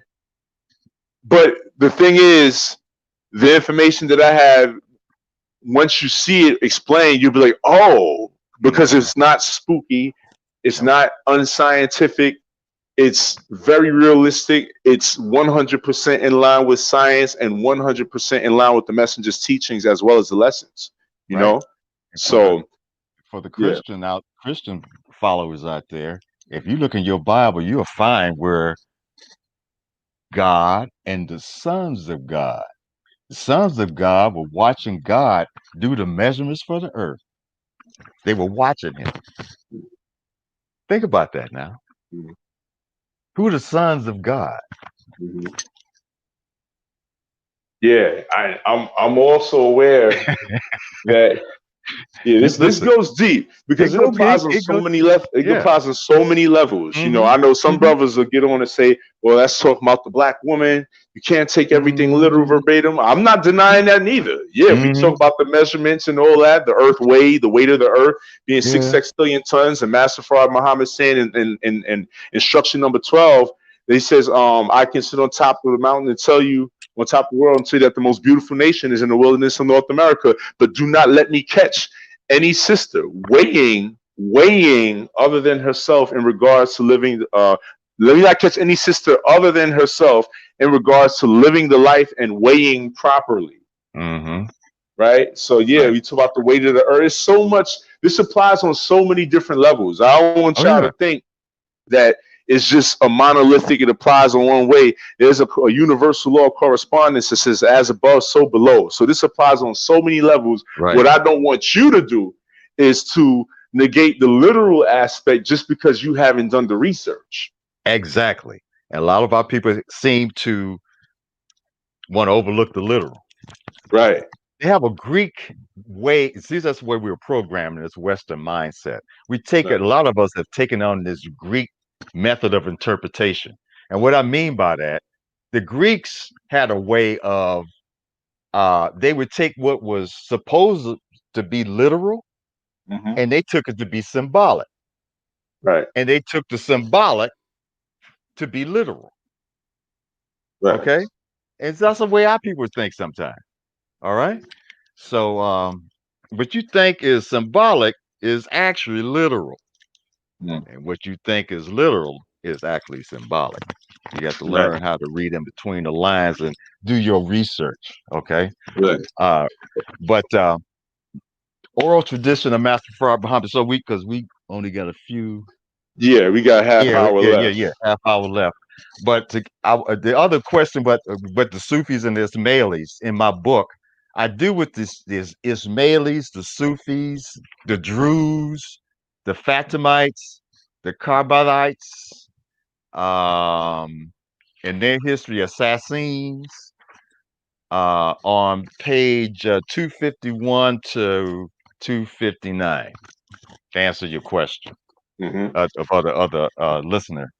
Yes, sir. That was Gotcha. for Hanif Rashid Ray. Yes, So yes, yeah. yeah, okay. So let me see. Well, last comments we're reading. We're going to let Brother Ahmed get into some oral history on Master Fard Muhammad, his personality, what he did, things, etc.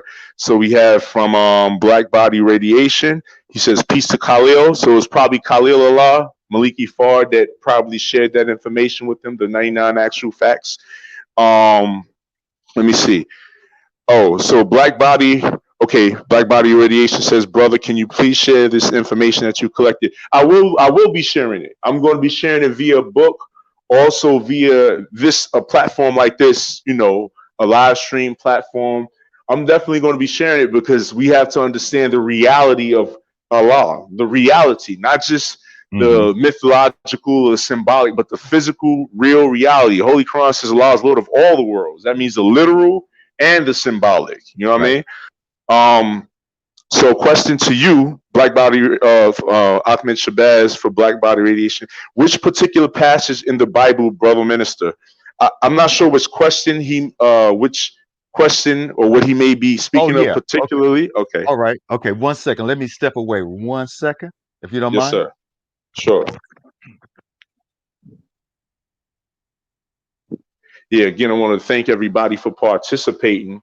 This 2 hours went by so fast. You know, when we building Yeah. and getting You know. on stuff, time flies. But go ahead, brother Ahmed. I see he's back. Okay.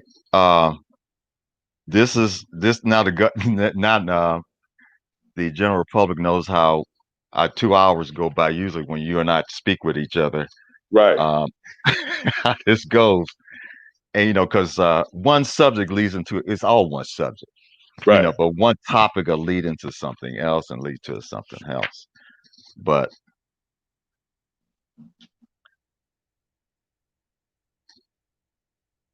in the book of Job, 38, 4 through 7, it talks about God laying the foundation of the earth. All right. And all the sons of God shouted with joy. All right. If that's that one question, I believe that's what he was getting at. I believe so. I think he Hmm. may. You can add Yeah, on that'd be if you yeah, let us know if that was it or not, right. or you So can just type that'll exactly be what the question you sons were of referencing. God. Yeah, Right. the sons of God. God's Okay. family, Elohim. Okay, Right. The Elohim. Elohim, which is the same as the Right, Allahum. You know, in Islam we say right. the Allahum or Allah. If we understand Allah and Allah means the God. Means community or tribe or family or nation. You know. Exactly. So we talk about the God family, the God tribe, the God people, the God nation, the Right. Elohim, the Allahum. They're how we pronounce it, they're virtually the same. It's just like Hebrew and Hmm. Arabic, which is slight variation. El, Al, Yes. Ohim, Ahum, pretty much the Ahum. same thing. And to that point, brother, the Psalms 82, and it says God or Elohim stands in the divine assembly. Mm. He admires Oh, excuse me. I'm sorry. Let me put my specs on. He administers judgment in the midst of the gods. Hmm. So we got Elohim stands in the divine assembly. He administers judgment in the midst of the Elohim or the gods, Right. plural. God, singular, stand in divine assembly. He administers judgment in the midst of the gods. Psalms Plural. 82. Right, plural. Okay. He says, Okay. okay, we got his response, black body radiation. He says the question was dealing with the maker of the earth. Maker of the earth. Right, Yeah. right. There you go. Okay. God. Okay. So, yeah, we definitely gonna do a part two to this. You know, this Yeah, is we got to that. do Well, yeah, that. that was the time is going, and there's a whole lot more. Okay, yeah, black body radiation. He says yes, sir. Let's see. Let me see. He says yes, sir. Job. He says job 38, 4 through 7. Okay. Now there's been some interesting stories that you shared with me Mhm. that were related to you from the Messengers brothers, John, Jam, and his siblings, who these people were taught by Master Fard Muhammad personally. They were, you know, these are people who were up close and personal with him. One of the Yeah. stories, one of the most common stories, Mhm. is when upon his departure, Yeah. when Master Fard Muhammad departed, what was said, what was done, and how it happened. Do you mind sharing that with us, Yes, sir. brother? Okay.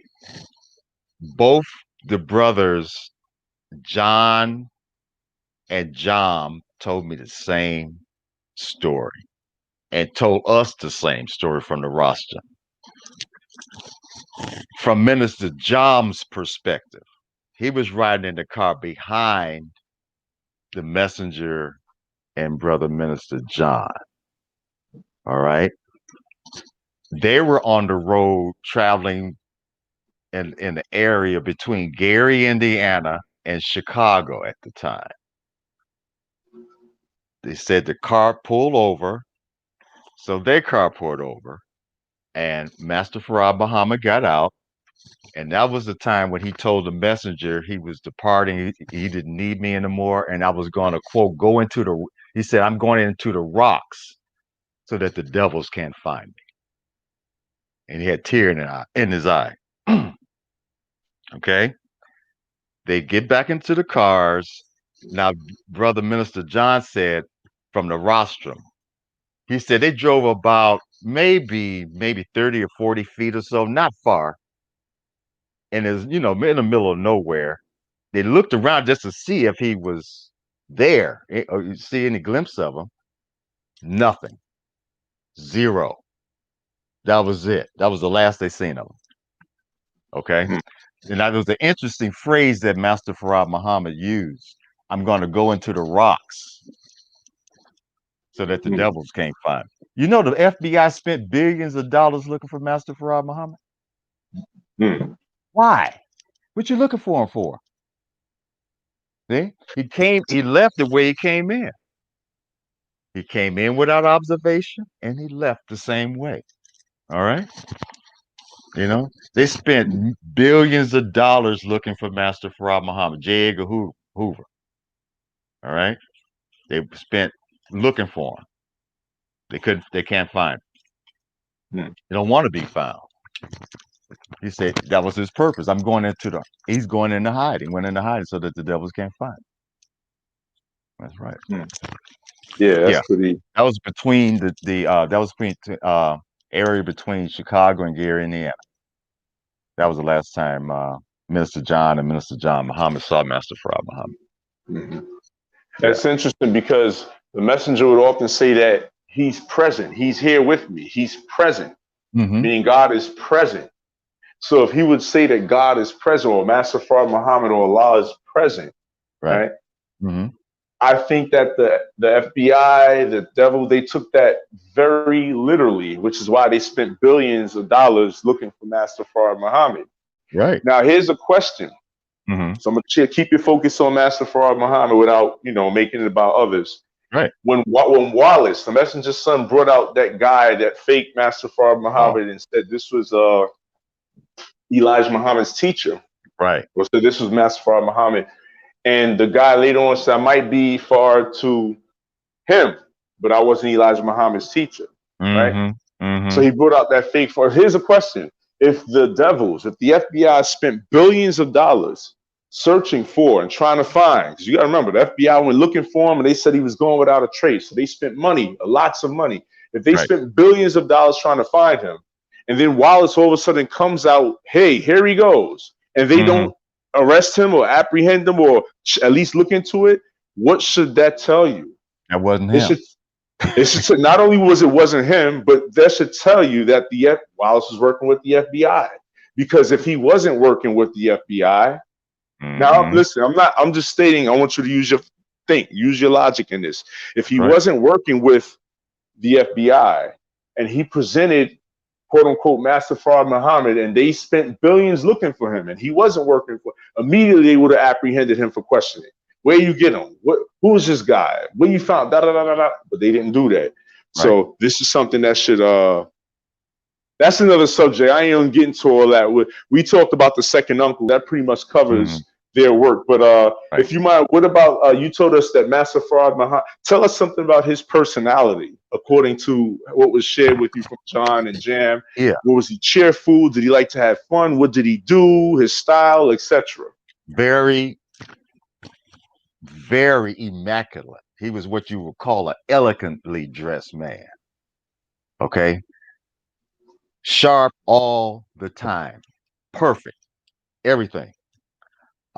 His personality, I asked Minister John, I said, Minister John, how was it to be in the company of the great Mahdi his personality, just being around him?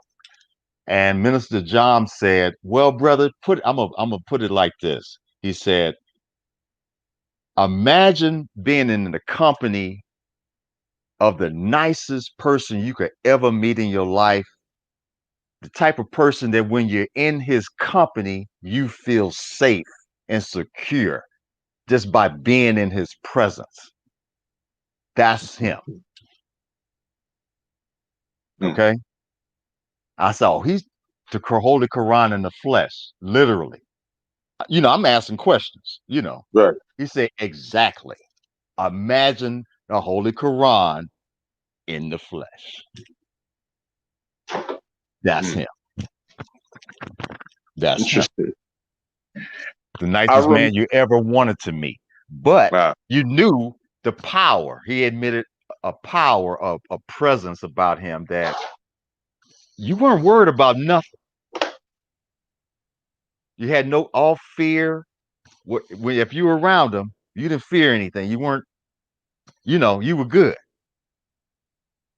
Okay, he had a calming presence. When the believers were coming to the temple, when Master Fard Muhammad was in the temple, he would bow to all the people that coming in there. He was He showed manners. He bowed. Okay. Another story of them had a little get together, and he was playing music, and he put a glass of water on his head and did the waltz without dropping the glass of water off his head, nor spilling a drop. You know what a waltz is, right? You're doing a lot of spinning in a waltz, right? He said the waltz was the original man's dance. Okay. And so he would do the waltz. So he also he's teaching you something. You see how balanced that is? He had balance. Okay. They never saw him sleep. One story was, now I'm getting this from John, and Brother Johnny. They were, but Brother John and Brother John told us the story. They were in a hotel room in Chicago, and Master Fard Muhammad said, well, gentlemen, it's time for you to take a nap, and I'll catch you in a few hours.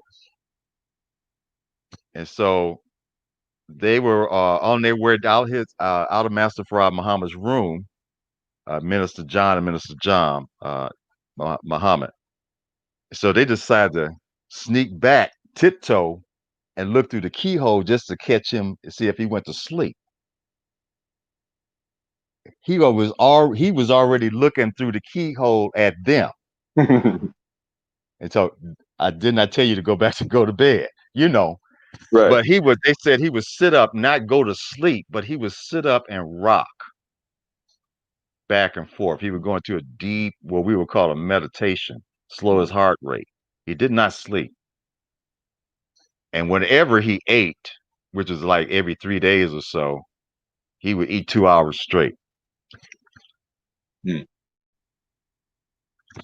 Yeah. That Yeah, yeah. yeah, go ahead. Oh no, that was from Black Body Radiation. He says, so literally, Master Fard Muhammad just disappeared from John and Jam. Wow. Oh, Yeah, no. yeah. They didn't see him. That was it. Now, listen, these are sciences we're dealing with. He knew he knew the date he was gonna leave and what route. He just didn't tell them until that time, you know? And he left. Right. He had everything prepared for him to leave. Think about it. Ooh, ooh. I'm Brother not gonna say Ahmed. any more into that than that. Okay. Right. Okay, Brother Ahmed, now that you say that, I really want everybody to hear this, right? Mm-hmm. The messenger is on record. This can be found in Theology of Time. Mm-hmm. He predicted when his end would come, right? He Right. said in the Theology of Time that 3 years after Muhammad's wife died, the end would come, or the end came. Right. Then he talked about his wife Clara's passing away at home. He didn't want her to pass away in the hospital, so he brought her home to pass away and transition, etc. This was in 1972. Mm-hmm. He said 3 years after Muhammad's wife died, the end came. Right. So after 72 brought us to the year 1975. Right. Now, Brother Ahmed, you shared with me, okay, before I even state that, Master Fard Muhammad, see, when we deal with masters and master teachers, I mean, of masters of different sciences of life and everything, he had a way of those whom he taught directly, they knew when their ending was coming, or they knew how long they would be, or how long their wisdom would take them to. You shared with me once a story of, I think it was either Minister John or Jam. Stating how long they would, when they would end, when their time would come. Could you state that to the listening audience, please? Yes. Could you repeat that? Yes, sir. This is like a year or so before Minister John passed, about a year and a half, right? And I'm in minister's class. He's teaching me public speaking. We're studying the lessons, And so at one conversation, he said, "Yeah, I'll be leaving pretty soon, brother. I ain't got much time." I said, "What are you talking about?" He said, "Well, brother, I know when I'm going." He said, "My wisdom only takes me up to the 90s. I don't go beyond that, the early 90s. I can't see beyond, I can't see into the 21st century." Remember, Minister Jam was the one that Master Farad Muhammad had write the names into the book of life, and which each convert to Islam, which were 25,000. That's how many names were in that book when Master Farad Muhammad left. He took that book with him, by the way. Each name had a history to it, and the history of that family, and what would happen, yada, yada, yada.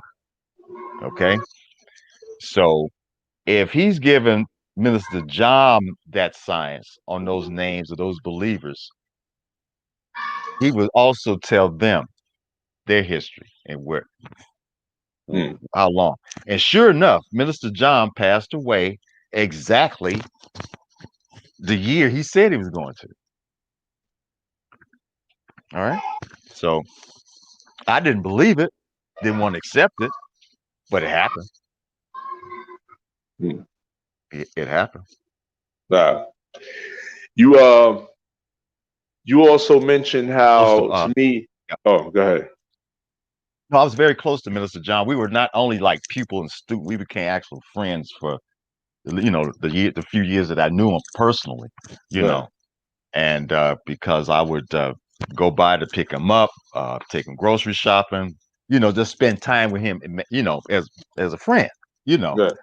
And so he gave me a lot of stories, brother, and some of them are really heavy.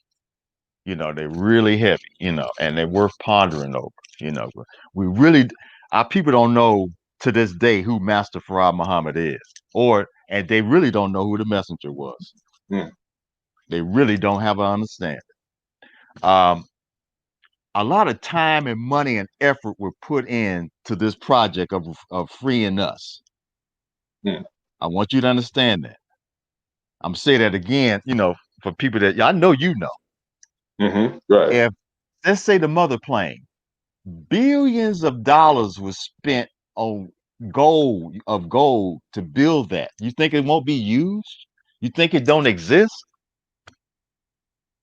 Huh? Yeah, we all it takes is to do some research. I mean, we know the devils try to replicate, mimic that and build their own. But the messenger said they won't be able to do too much with it. It won't go too far off the ground, No. so to speak. Well, the Germans did that. Hitler did that. It didn't get Right. nowhere. But I mean, please understand who we're dealing with here. Okay? This is no lightweight person or people that's around them. Right, and you're no lightweight people You either. done at your To seven? those in the listening Oh, either. audience, those of our Yeah. people, the Yeah. tribe of Shabazz, That's so-called right. American Negro. So I Right. want you to take yourselves more seriously. I want you to see yourselves Mhm. in that divine light, because once you do, I want you to see yourselves into supremacy. Because once you see yourselves into supremacy, you can Mhm. be yourselves into supremacy, and that is Allah. CBA. That's the alphabet, but we going Right. back. No, See, that's right. Right. So you got to no, get what this is about. Understand this. This is real. This right, is real. This ain't no spook. What did Master Farad Muhammad write in there? Figure for figure right, by the Son of Man, not a spook. Huh? right, The right. calculations in the problem book were figure for figure for figure by the Son of Man. WD Farad, not a spook. Hmm. And this mission will be carried out by men. Right, It won't be no ghost doing it. Okay? right. Wow, there are more listeners on now, even though we're about to close soon, than at any time on this whole podcast. Getting back to Um, Master Farad. One second. I'm yes, sir. sorry. No problem. Now, here's a quote from the Honorable Elijah Muhammad when he was 74 years old. They were doing an interview from his home. He said he Master Farad Muhammad was speaking to him then. He Mm. says he was his quote, he's very much alive and he will live probably 400 years yet. Now, end quote. Savior's Day 1959, the Honorable Elijah Muhammad said the same thing, that Master Farad Muhammad to live to be 400 years old. Now, we can accept Yaqub living to be 150, right? He didn't see the white race, but his people carried it out. And we see white people now, don't we? Yeah. We're dealing with the most wisest, powerful God ever in our history. Mm. Okay? You can think nothing is happening if you want to. Okay, Okay. that's all I'm gonna say. Okay. Okay. Well, we got another comment from Black Body Radiation. He said the messenger said in the last days the devil will remove his mask. Yes. Don't you see Yeah. it? Yeah, it's happening now. I If, mean, if literally you and if you figuratively. You see, if you're literally, gonna go literally, you see who's the ones making the big issues about wearing masks. I mean, I'm not promoting that whole agenda. I'm being right? funny right now, Yeah, but yeah, yeah, yeah, yeah. it's the Right. hardcore. Cause yeah, But in 2007, yeah. okay, what city did they unveil the Baphomet statue and say, "Yeah, we Satanists. This is our God." Detroit, Mm. Satanic Temple headquarters is in Detroit. They're the ones responsible for this Baphomet, the statue of the devil with the goat horns, with a black child on one side, a little black boy on the left hand side, a little white girl on the right hand side. Baphomet, riding him around the country. Do you know you can have classes on Satanism as an after school program in some of these public schools, but you Wow. can't teach Islam in there? They even took God out of the Pledge of Allegiance recently. I think that's what it was. Well, they could They take took God out of the Pledge of Allegiance because, see, if you look at the history of the Pledge of Allegiance, the Pledge of Allegiance socialist anyway, and one nation under God was not entered into that or added on to that until the 1950s under Eisenhower, and that was just done for political reasons. Okay. So we ain't get, but see, the fact that they would come out with the satanic statue, right, and have a satanic mask ritual on the steps of Lansing, Michigan's capital, the capital of Michigan, in 2017. Okay. Yeah. Out in the open. Let you know, and look at all the satanic activity is happening in America. Outright satanic. And people are embracing Satanism. Right. Some of your black leaders are openly coming out as Satanists. We ain't gonna even get into that. You know where I'm going with it. Right. Right. Okay? Saying this worshiping the devil is okay. But what have we been saying for the past couple of weeks, Doc? Man. They worship female deities. Mm-hmm. And they call upon Satan, don't they? Mm-hmm. These pagans. America's a pagan country. America has never been Christian. Right. America has been a pagan country since its inception. It is a constitutional, free, Masonic republic. It has never been a democracy. It is a republic. Yeah. Wow. And if you look at the history of paganism, all pagan societies have engaged in pedophilia, homosexuality, and slavery, which they call human trafficking, since they want to put it like that. Right. That's a hallmark of a pagan society. Yeah, this is not a Christian country. Never has been. We got, let's see, a few more minutes. Black Body Radiation says this is phenomenal. Okay. Yes, sir. Hanif Rashid Ray says we need a part 2 of this. Oh, most definitely we're going to do a part 2 to this. We have to. There's more information on to get into. Black Body Radiation says there are Chinese Tao masters who live 350 to 380 years. In fact, look up, I'll hurry before this time goes out. Yeah. I forgot his name, but there's a Chinese man that lived, I think they said two. Oh, you know what? I'm going to share it on my page, or I might share it in share the link. 200 years or so. I think they said more than that. 250 something. I can't remember the exact number, but I'm going to share the link into the description of this video. I might also share it on my Facebook page as well. Don't forget those Caucasians up there in the Caucasus Mountains, the Muslim whites up there in the Caucasus Mountains. They live to be 150, 170. You know, the average white person, if they eat to live right, they can even live to be 200. Right. Now, what can we do? And we're superior. Right. With our 7 layers of skin. Right. And our 7.5 ounces of brain. To correspond with the 7 what? Layers of the earth, huh? Right. Come on, man. Right. Yes, sir. And if you want to just add this real quick about Master Fard Muhammad's personality, you said that he used to take his students and play on baseball trips, and they would play baseball together. We got like a couple more minutes. Oh yeah. If you want to elaborate on that, just to show that he wasn't uptight like some of these brothers act like. They bow tie, they put on a string bow tie, choke it so tight you can't even laugh and have fun. Right. I mean, Master Fard Muhammad would he would have a break. He said that you have to take a break from Islam. So he would say, had him meet him at the park, and he had baseball mitts, baseball bat, ball, He said, and he still was teaching. He said baseball was an original man's game. Mm. Look at the science and the layout of baseball and see if he's not correct. The Mm. baseball game. There's a symbolism in there. That's the only time a black man can wave a bat at a white man. Then you Mm. knock the white ball out the park, don't you? Right, right. Knock him off your planet. Mm.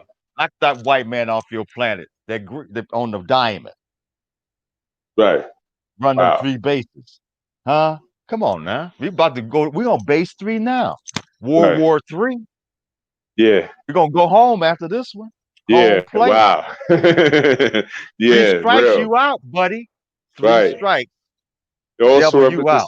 the three major prophets. And he said it was Musa, Isa, And then the Yakub. Mahdi, or is Yeah. it Havos or Yaqub? Mm-hmm. Musa, then was the first 2,000 was Yaqub, then Musa, then the Mahdi, then home. Right. That's it. Yeah. Pop, pop. So Yeah, but Minister John Muhammad used to cut Master Farad Muhammad's hair. And he said that Master Farad Muhammad would have him squeeze a lemon into a glass and then take that lemon juice and massage it into his hair and cut his hair. Master Farad Muhammad's haircut was done by Minister John Muhammad. And that haircut was called a British schoolboy cut. That one would you see, the famous picture of him with the part and the little fade. right. Interesting. Yeah. And that necktie that Master Farad Muhammad is wearing, Minister John Muhammad gave him that tie. That is a hand-painted tie. Interesting. All right. To that. It's a lot to that picture. It's a lot to this whole history. Yeah. Okay. Well, we definitely gonna have to do a part 2 to this. Listen, even though we closing down now, y'all can still feel free to add your comments on the video, or my Facebook page, or in YouTube, on the YouTube platform. Add your comments, your questions. Those questions will give us a base on, we can address them when we do a part 2 of this, Definitely do a part 2 of this. Black Body Radiation asks, what's your page, God? The same name you see on my YouTube page is the same name you can look for on Facebook. Sultan, Sultan, the letter A, period or dot, and Allah. I have a slightly different picture, but if you go to that Facebook page, you'll see this video, because I also shared it on my Facebook page as well. So you'll see this video, the thumbnails, etc. But we are going to close out now. I want to thank everybody who participated with their questions, their comments. I want to thank those who shared the video. I want to thank those who watched. I want to thank the brother Minister Ahmed El-Shabazz for coming on this platform and sharing with us some of his history and his knowledge on Islam in general. Master Farad Muhammad, The Nation of Islam, his book, The Death of Satan. I want y'all to everybody go purchase this book. I am going to include the link to purchase the book inside the description of the video on YouTube. So you'll see it later on today, and it'll be up for good. But share it, share the video. Thanks for participating. And I want everybody to have a blessed, marvelous, and a wonderful day. One more comment from Black Body Radiation. I got more power than the New York Yanks. Indeed. Dude, Allah. Assalamu alaikum. I said, wa alaikum salam. Yeah, that's good, brother. I enjoyed myself. Thank you very much for having me on, brother. I appreciate it. Yes, sir. You're welcome. We're going to do a part 2. Okay, everybody. Peace. Peace.